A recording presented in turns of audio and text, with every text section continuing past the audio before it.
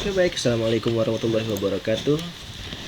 Di sini saya akan membuat tutorial bagaimana menampilkan media kubus untuk pembelajaran matematika yang menarik bagi siswa SD, SMP ataupun SMA.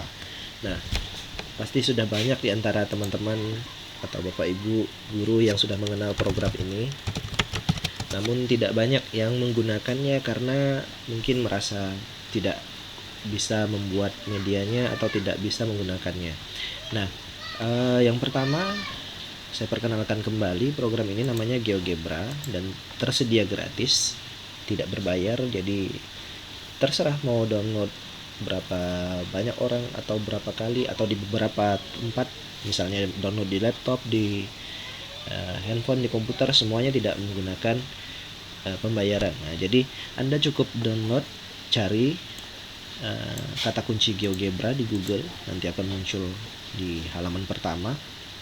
Nah, nanti kalau di handphone juga bisa ya, cek GeoGebra, ketik GeoGebra di handphone Android misalnya, nanti akan muncul programnya. Programnya mungkin tampilannya berbeda tapi fungsinya sama ya. Jadi kita coba yang untuk di laptop. Nah, pertama download dulu, Anda bisa ke websitenya geogebra.org. Nah, terus kemudian klik apps download. Nah, lalu klik GeoGebra Classic yang ini download. Nah, tapi sekarang GeoGebra sudah bisa langsung digunakan di browser ya. Nah, cuman karena yang di browser hanya untuk yang online saja, jadi agak sulit digunakan. Jadi menurut saya lebih baik kalau di download yang offline-nya. Nah, ada dua versi, yang versi klasik 6 dan versi klasik 5. Tapi saya menggunakan yang klasik 6 yang terbaru.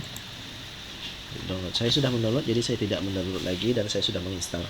Nah, menginstalnya cukup gampang. Jadi setelah di-download nanti Bapak Ibu tinggal double klik file downloadannya. Misalnya saya sudah punya di sini di download.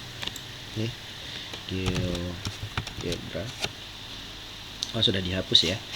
Nah, nanti tinggal di double klik, nanti bisa terinstall. Nah, programnya seperti ini, GeoGebra.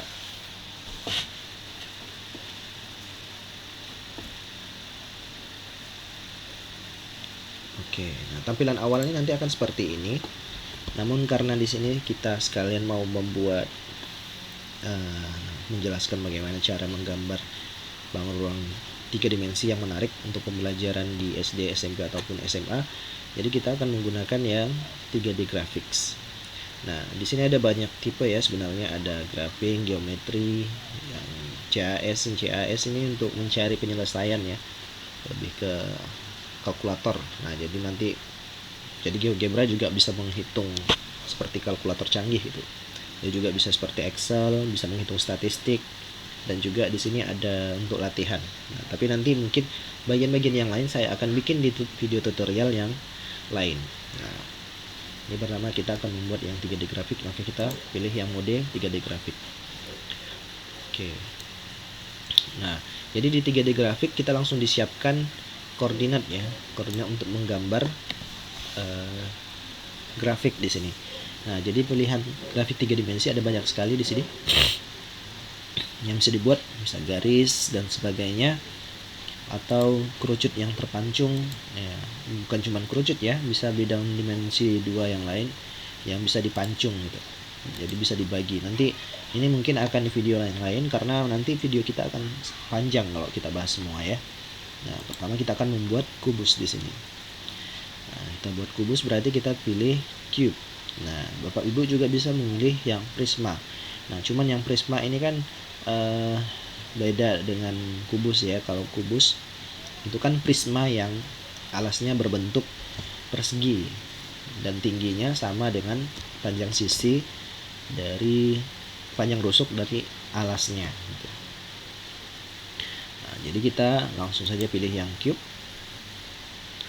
terus pilih berapa, dari titik mana sampai kemana kita mau menggambar kubusnya, misalnya dari negatif 2 sampai 1.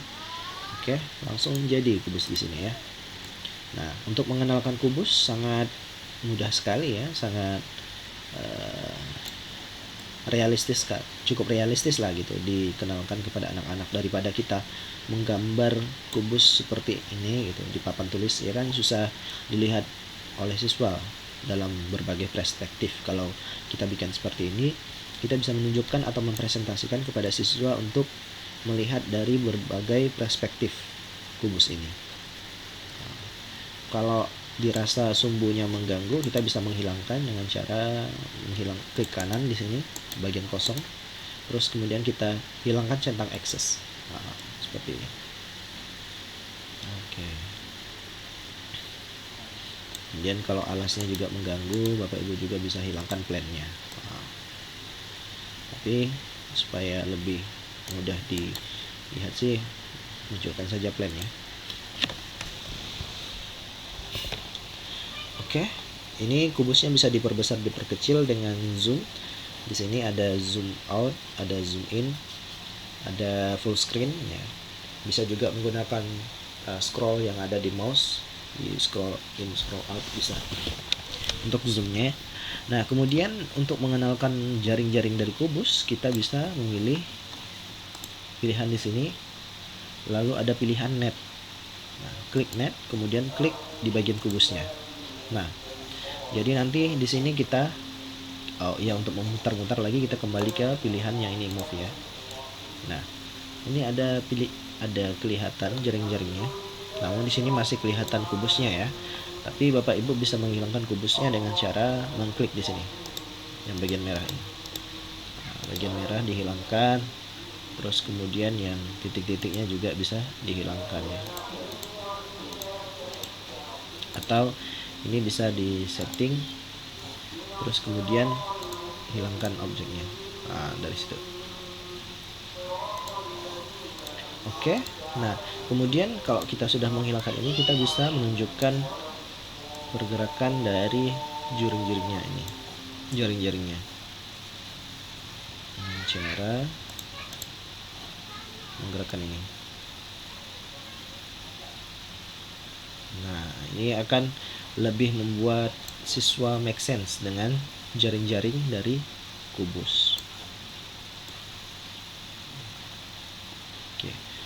Nah, ini salah satu contoh bagaimana kita memperkenalkan kubus kepada siswa. Nah, selain itu nanti selanjutnya ini kan bisa digunakan di SD ya. Selanjutnya mungkin pembelajaran yang bisa kita gunakan di SMP misalnya mengenai di SMA ya, kalau sekarang ya, jarak antara titik ke bidang itu bisa menggunakan ini juga. Misalnya kita mau mencari jarak titik E ke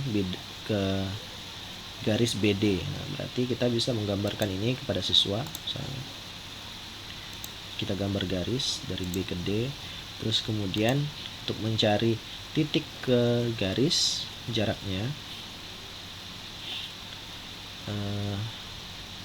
kita bisa menggunakan perpendicular line.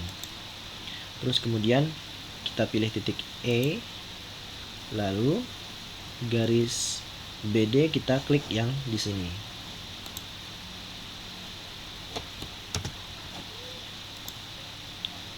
Nah, jadilah dia garis yang menembus atau garis yang tegak lurus dari titik E ke BD. Nah, sehingga dari sini kita bisa membuat segmen garis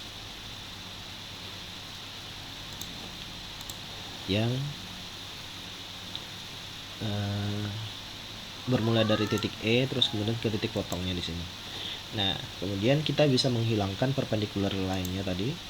Nah, lalu di sini kita bisa kembalikan kubusnya. Nah, di sini kita bisa menjelaskan bagaimana cara mencari jarak dari titik E ke BD. Nah, ini akan lebih make sense kepada siswa daripada kita menuliskan di papan tulis. Nah, karena dari sini kita bisa melihat dari berbagai perspektif, sehingga ini nanti membantu siswa untuk menanamkan konsep mengenai jarak pada bangun ruang. Nah, kita belum sampai ke perhitungannya.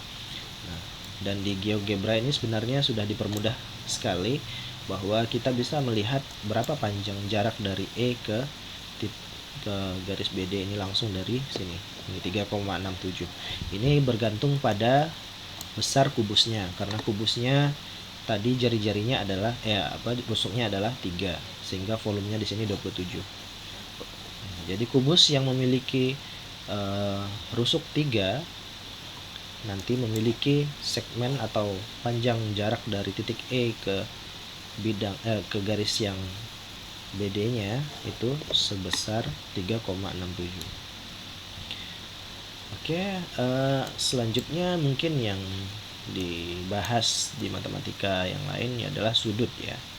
Nah, jadi untuk melihat sudut, misalnya berapa sudut di antara yang dibentuk oleh titik E, terus titik ini sama C. Misalnya yang ini ya, saya hilangkan dulu kubusnya biar lebih mudah. Kemudian kita gambar segitiganya, yaitu ada dari E ke C, juga ada dari C ke ini. Nah, biasa yang dicari adalah sudut yang ini.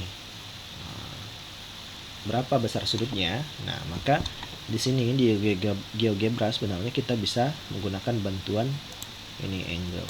Nah, jadi bisa kita langsung lihat, klik yang garis ini dan garis yang ini. Bisa langsung diketahui ya berapa besar sudutnya. Nah, untuk lebih baiknya lagi kita munculkan kubusnya. Nah, itu. Oke, nah saya rasa cukup sekian pada tutorial kali ini. Nanti mungkin ada bagian-bagian tertentu pada pelajaran SD sampai SMA yang ingin Bapak Ibu ketahui bagaimana cara menggambarnya menggunakan GeoGebra, bisa di komen di video ini. Nanti saya akan bikinkan dan saya pilih beberapa videonya atau saya gabungkan menjadi satu materi video. Nah,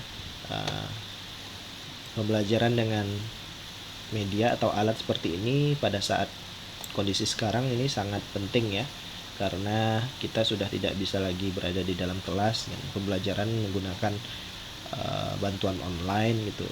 Dengan demikian kita juga harus beradaptasi dengan keadaan tersebut dan kita memulai inovasi sehingga pembelajaran menjadi lebih bermakna dan menarik bagi siswa kita yang belajar di rumah. Oke, mungkin cukup sekian. Terima kasih sudah menonton video sampai di ujung. Untuk yang senang dengan video ini bisa like dan subscribe channel saya, bisa biar nanti saya ketika mengupload video baru bisa langsung mendapatkan notifikasi. Oke, sekian.